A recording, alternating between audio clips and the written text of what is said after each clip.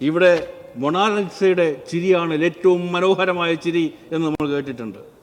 ഏറ്റവും മനോഹരമായ ചിരിയായി ഒരുപക്ഷെ ചരിത്രത്തിൽ രേഖപ്പെടുത്താൻ പോകുന്നത് മുൻ പ്രതിപക്ഷ നേതാവിൻ്റെ ചിരിയായിരിക്കും. ടാഗോർ തിയേറ്ററിൽ ഒരു സ്വാഗത പ്രാസംഗികൻ്റെ പ്രസംഗം കേട്ട് അദ്ദേഹം ഊറിച്ചിരിച്ച ഒരു ചിരിയുണ്ടല്ലോ, അത് സൂം ചെയ്ത് ഫ്രെയിം ചെയ്ത് വെച്ചാൽ അതായിരിക്കും ലോകത്തെ ഏറ്റവും മനോഹരമായ ചിരി. അദ്ദേഹത്തിൻ്റെ അനുയായികൾ അത് മനോഹരമായ ചിരി എന്ന് പറയുമ്പോൾ അദ്ദേഹത്തെ എതിർക്കുന്ന ആളുകൾ പറയുന്നു അത് മനോഹരമായ ചിരിയല്ല, അതൊരു കൊലച്ചിരിയാണ് എന്നാണ് പറയുന്നത്. കുറച്ച് ദിവസങ്ങൾക്ക് മുൻപ് സംസ്ഥാനത്ത് ഏറ്റവും കൂടുതൽ വൈറലായ ഒരു വാർത്തയുണ്ട്, ഒരു വീഡിയോ ഉണ്ട്. അത് മുഖ്യമന്ത്രി ഒരു പൊതുചടങ്ങിൽ സംസാരിക്കുന്നതാണ്. ആ പൊതുചടങ്ങിൻ്റെ സ്വാഗതം പറഞ്ഞ വ്യക്തി രമേശ് ചെന്നിത്തലയെക്കുറിച്ച് കുറച്ച് കാര്യം നീട്ടി പറഞ്ഞിരുന്നു. അടുത്ത മുഖ്യമന്ത്രി രമേശ് ചെന്നിത്തല ആകട്ടെ എന്ന രീതിയിൽ അദ്ദേഹം പറഞ്ഞിരുന്നു. പ്രസ് TV തന്നെ ഈ വാർത്ത ചെയ്തതാണ്. അതിനുശേഷം മുഖ്യമന്ത്രി നല്ല ഒന്നാന്തരം ഒരു മറുപടി കൊടുക്കുന്നുണ്ട്. ഒരു രാഷ്ട്രീയ പാർട്ടിക്കകത്ത് പൊട്ടിത്തെറി ഉണ്ടാകാൻ പറ്റുന്ന ഒരു ബോംബാണ് ആ സ്വാഗത പ്രാസംഗികൻ പറഞ്ഞ വാക്കുകൾ എന്ന് പറയുന്നത്. ഈ രണ്ട് സമയത്തും നല്ല ഒന്നാന്തരമായിട്ട് സദസ്സിനെ ചിരിക്കുകയായിരുന്നു രമേശ് ചെന്നിത്തല. രമേശ് ചെന്നിത്തലയുടെ ആ ചിരി PD സതീശൻ ചിലപ്പോൾ കൊലച്ചിരിയായിട്ടായിരിക്കും കണക്കാക്കിയെന്ന് പറഞ്ഞിരിക്കുകയാണ് കാട്ടാക്കട MLA IB സതീഷ്. രസകരമായിട്ടുള്ള അദ്ദേഹത്തിൻ്റെ സഭയിലെ ബജറ്റിൻ്റെ ചർച്ചയുമായുള്ള പ്രസംഗം നമുക്കൊന്ന് കാണാം. ആറും കോളും നിറഞ്ഞ കലുഷിതമായ കടലാഴങ്ങളിലൂടെ തുഴഞ്ഞ് എത്തേണ്ടതാമിടത്ത് എത്തിക്കൊണ്ടിരിക്കുന്ന നാവികൻ്റെ നിശ്വാസവും ഈ പ്രസംഗത്തിലുണ്ട്. ഒപ്പം എവിടേക്കാണ് എത്തേണ്ടത്, നങ്കൂരം ഇടേണ്ടത് എവിടെയാണ്, അതിനെ സംബന്ധിച്ച ദൂരക്കാഴ്ച, ആസൂത്രണം അതും ഇതിൽ പ്രതിഫലിക്കുന്നുണ്ട്. എനിക്ക് മുമ്പ് സംസാരിച്ച റോജി തീവ്ര വലതുപക്ഷത്തിൻ്റെ ആശയമാണ് എന്ന് പറഞ്ഞു. റോജി ഉൾപ്പെടെയുള്ള ആളുകൾക്ക് തലജല വിഭ്രാന്തി പിടിപെട്ടിരിക്കുന്നു. ഇടതും വലതും തിരിച്ചറിയാൻ പറ്റാത്ത മാനസികാവസ്ഥയുടെ തടവുകാരായി അവർ മാറിയിരിക്കുന്നു. ഒരു സംശയവും വേണ്ട, ഇത് പ്രവർത്തിക്കുന്ന പ്രത്യയശാസ്ത്രത്തിൻ്റെ ബഡ്ജറ്റാണ്.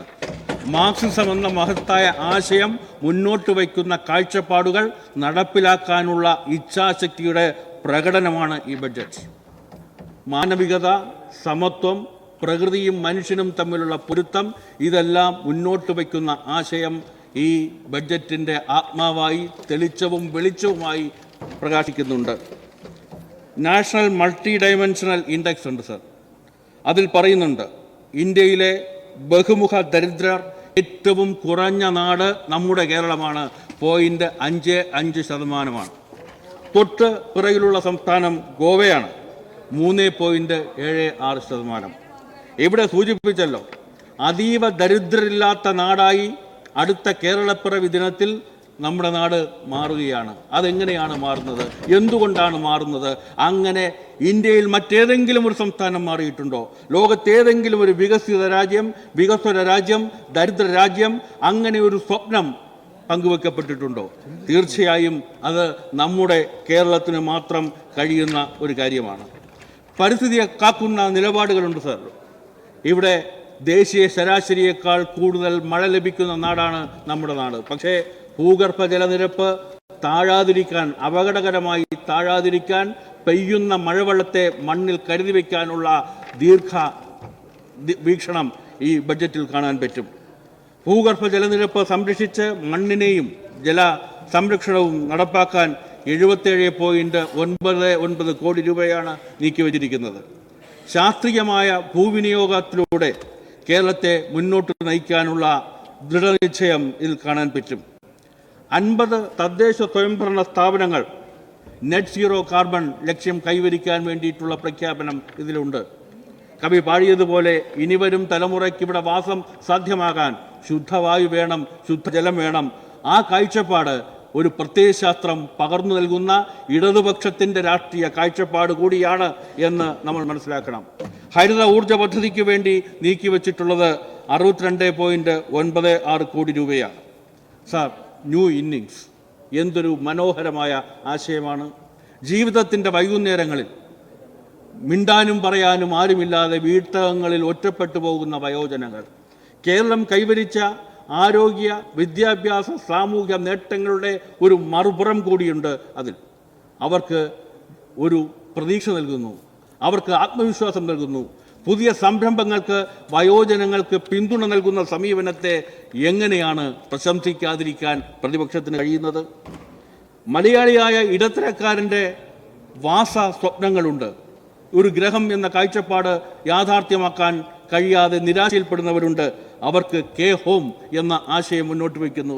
ഈ ആശയങ്ങൾ ഉടലെടുക്കുന്നത് ഇടതുപക്ഷത്തിൻ്റെ മനസ്സിൽ നിന്ന് മാത്രമാണ് എന്ന് നിങ്ങൾ ഓർക്കണം. കേരളത്തിൻ്റെ റവന്യൂ വരുമാനത്തിൻ്റെ 72.69% തനത് വരുമാനമാണ്. ഇവിടെ പ്രതിപക്ഷവും BJPയും പാടി നടക്കുന്നത് എന്താണ്? കടമെടുത്ത് നടുവൊടിഞ്ഞ കേരളം എന്നാണ്. ഇവിടെ സ്വന്തം കാലിൽ നിവർന്നു നിൽക്കുന്ന കേരളത്തിൻ്റെ കണക്കുകളാണ് ഇവിടെ വ്യക്തമാക്കുന്നത്.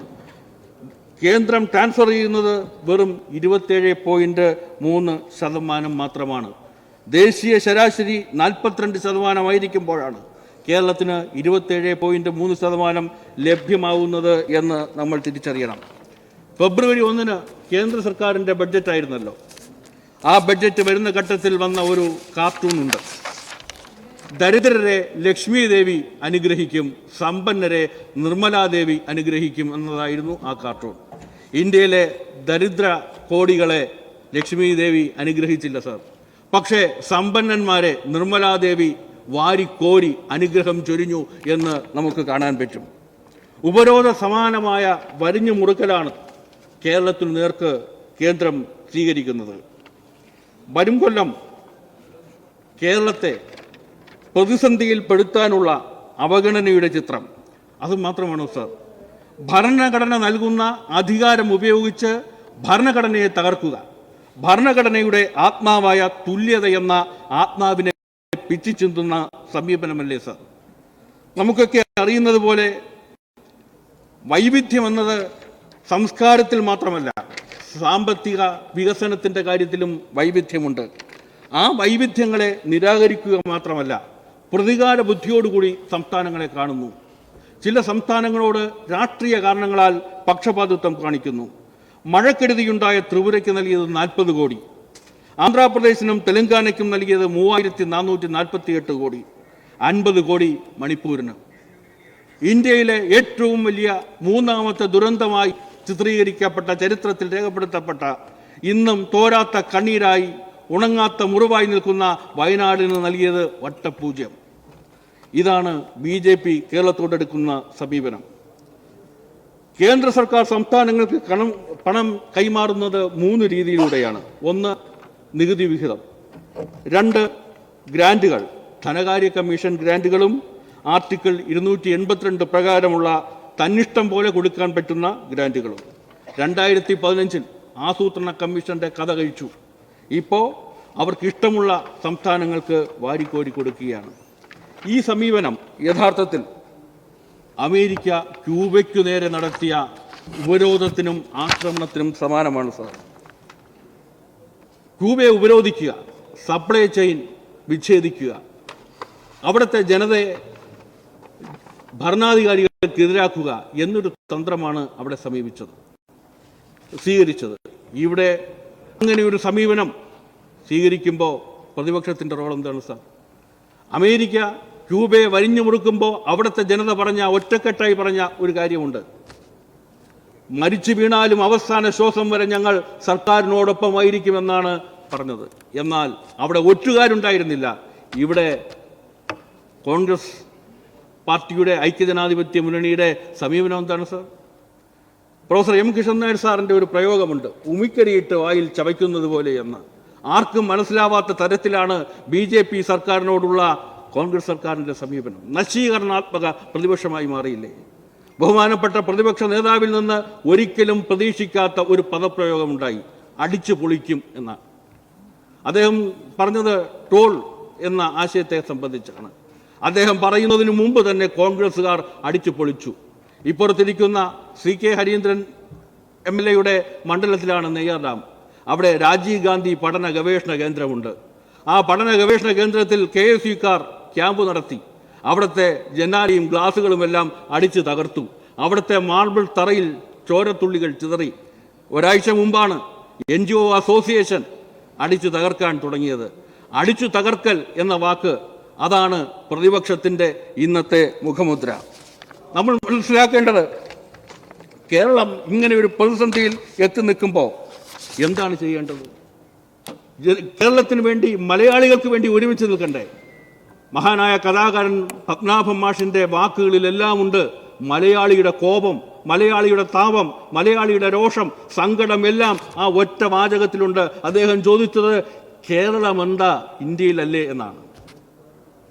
ഇവിടെ മൊണാലിസയുടെ ചിരിയാണ് ഏറ്റവും മനോഹരമായ ചിരി എന്ന് നമ്മൾ കേട്ടിട്ടുണ്ട്. ഏറ്റവും മനോഹരമായ ചിരിയായി ഒരുപക്ഷെ ചരിത്രത്തിൽ രേഖപ്പെടുത്താൻ പോകുന്നത് മുൻ പ്രതിപക്ഷ നേതാവിൻ്റെ ചിരിയായിരിക്കും.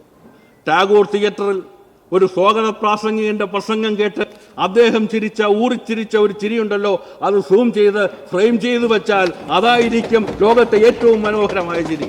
അദ്ദേഹത്തിൻ്റെ അനുയായികൾ അത് മനോഹരമായ ചിരി എന്ന് പറയുമ്പോൾ അദ്ദേഹത്തെ എതിർക്കുന്ന ആളുകൾ പറയുന്നു അത് മനോഹരമായ ചിരിയല്ല, അതൊരു കൊലച്ചിരിയാണ് എന്നാണ് പറയുന്നത്.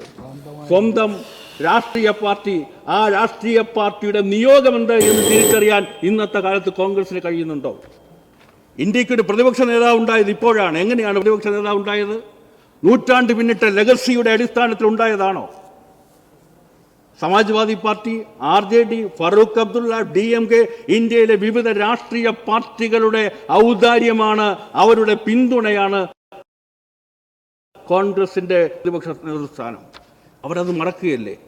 അവർക്ക് കിട്ടിയ മാൻഡേറ്റ്, കേരളം ഉൾപ്പെടെ ഇന്ത്യയിൽ കോൺഗ്രസിന് കിട്ടിയ മാൻഡേറ്റ് എന്ന് പറയുന്നത്, പിൻബലം എന്ന് പറയുന്നത് BJP വിരുദ്ധതയാണ്. എന്നാൽ കേരളത്തിൽ അവർ ഇടതുപക്ഷ വിരുദ്ധതയുടെ അപ്പോസ്തന്മാരായി BJPക്ക് പിന്തുണ പാടുന്നവരായി മാറുന്ന ചിത്രം നമ്മൾ കാണുകയാണ്. ഇതിന് കേരളം മാപ്പു തരാൻ പോകുന്നില്ല. മലയാളികൾ ഒറ്റട്ടായി കേരളത്തെ കാക്കാൻ, കേരളത്തിന്റെ മണ്ണിനെ കാക്കാൻ, പാഴിൻ നടുവിലെ ഒരു പിടി മണ്ണ് മാത്രമല്ല കേരളം, വിശ്വപൗരന്മാരുടെ നാടാണ് ഈ കേരളം. ഈ കേരളത്തെ വരിഞ്ഞു മുഴുക്കാൻ ഉപരോധ സമാനമായ ഭീഷണികളോടെ നിശബ്ദമാക്കാൻ, നിശ്ചലമാക്കാൻ ശ്രമിച്ചാൽ ഒരു ജനത ഒന്നിച്ചൊന്നായി മലയാളി എന്ന ബോധത്തിൽ ഉയർത്തെഴുന്നേൽക്കും. അതിന് അതിജീവിക്കാനുള്ള ഒരു രേഖയാണ് അത്. സാമ്പത്തിക രേഖ മാത്രമല്ല, പോരാട്ടത്തിന്റെ രേഖ കൂടിയാണ് ഈ ബഡ്ജറ്റ് എന്ന് തിരിച്ചറിഞ്ഞുകൊണ്ട് ഈ ബഡ്ജറ്റിനെ ഹൃദയം നിറയുന്ന സന്തോഷത്തോടെ, അഭിമാനത്തോടെ പിന്തുണയ്ക്കുന്നു. ഓർഡർ